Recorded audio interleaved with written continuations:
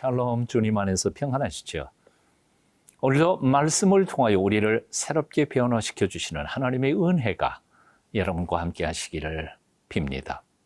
참된 지혜란 많은 정보나 지식을 축적하는 것이 아니라 주어진 삶을 어떻게 살아가야 하는지를 잘 깨닫는 것입니다. 사도 바울은 예수 그리스도 안에서 다시 살아난 하나님의 백성들, 과거의 어둠을 버리고 이제 빛의 자녀가 된 그리스도인들이 어떻게 살아가야 할지를 가르쳐주고 있습니다. 그 지혜로운 삶을 오늘 본문에서 함께 묵상하기를 원합니다. 에베소 5장 15절부터 21절까지의 말씀입니다.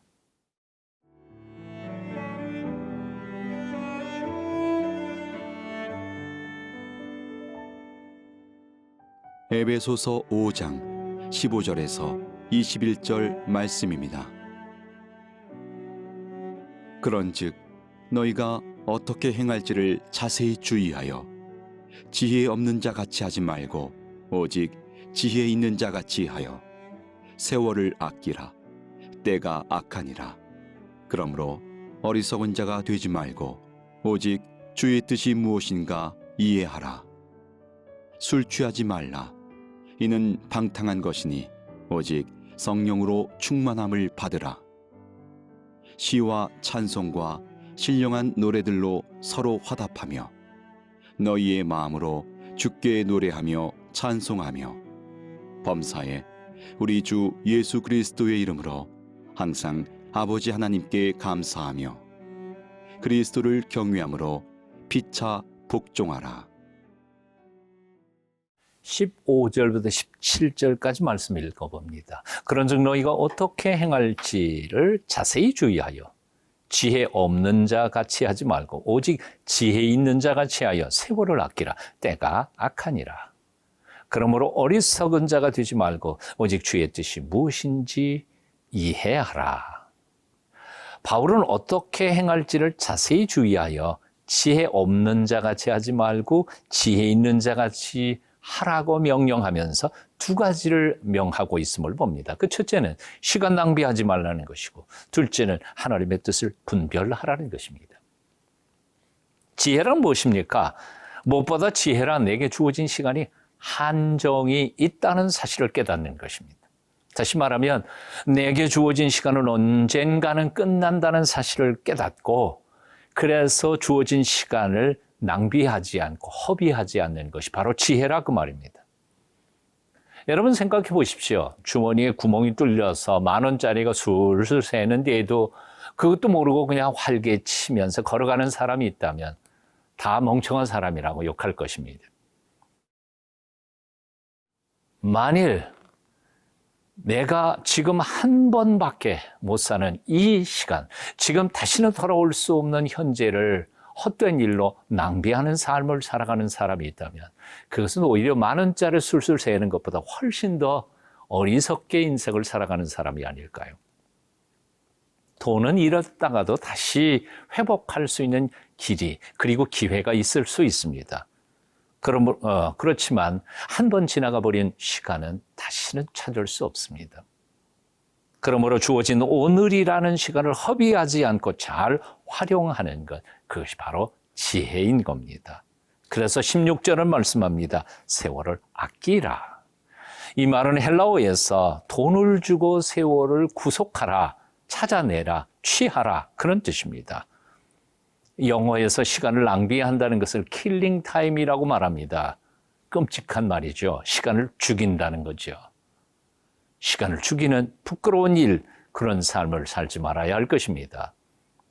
사람들이 이렇게 말했습니다. Present is present. 현재가 선물이라는 거죠.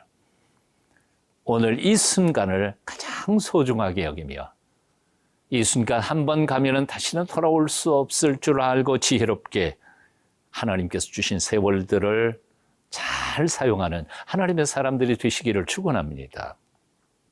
자, 또 지혜란 무엇일까요? 우리를 향하신 하나님의 뜻을 바로 아는 것입니다. 17절입니다. 그러므로 어리석은 자가 되지 말고 오직 주의 뜻이 무엇인가 이해하라.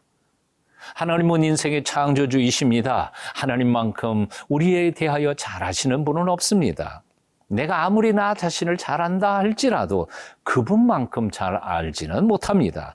그래서 우리를 향하신 그분의 뜻을 발견하고 나를 이 세상에 보내주신 그분의 목적과 이유를 깨닫는 것이 바로 지혜라는 것입니다. 칼 힐티는 말했습니다. 사명을 깨닫는 날이 내 인생에 있어서 가장 행복한 날이다. 사명이란 무엇입니까? 하나님께서 나를 이 세상에 보내신 이유, 목적, 내가 할 일입니다. 오늘도 나를 왜 하나님이 이 세상에 보내주셨는지, 내가 무엇을 하면서 살아가야 할지, 나를 향하신 하나님의 뜻을 분별하며 지혜롭게 잘 깨달아 그 뜻에 합당하게 살아가기를 애쓰고 노력하는 저와 여러분이 되어야 할 줄로 믿습니다.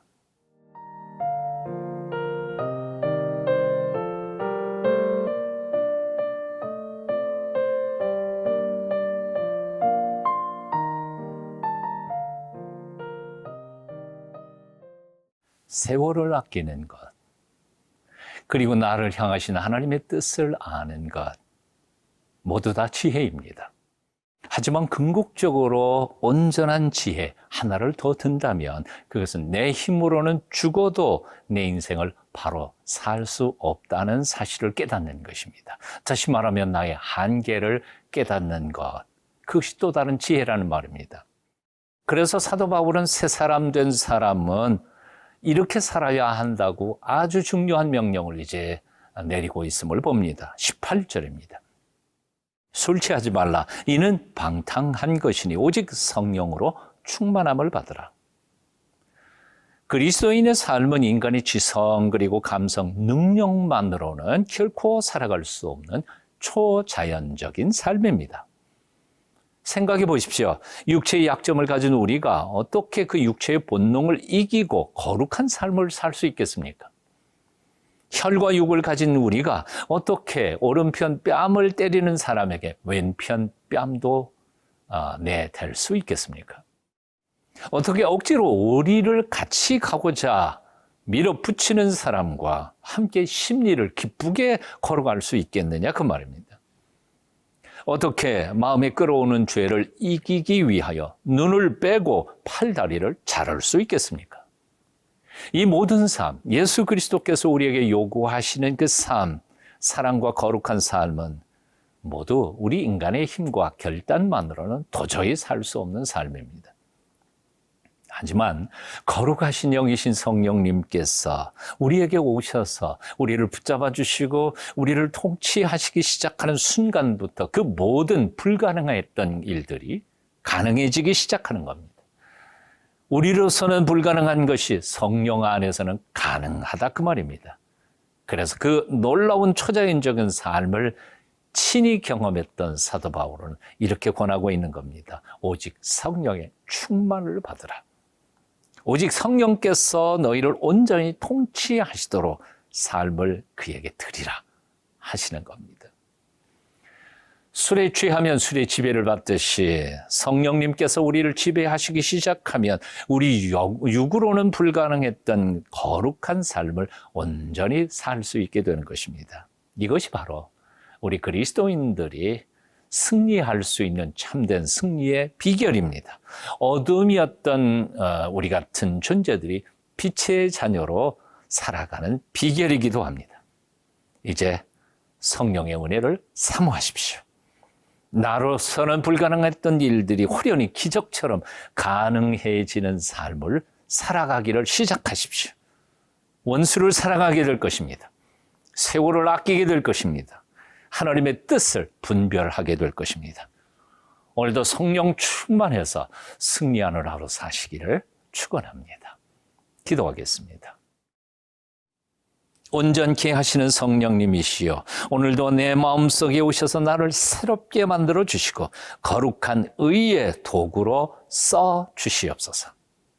예수님 이름으로 기도합니다. 아멘.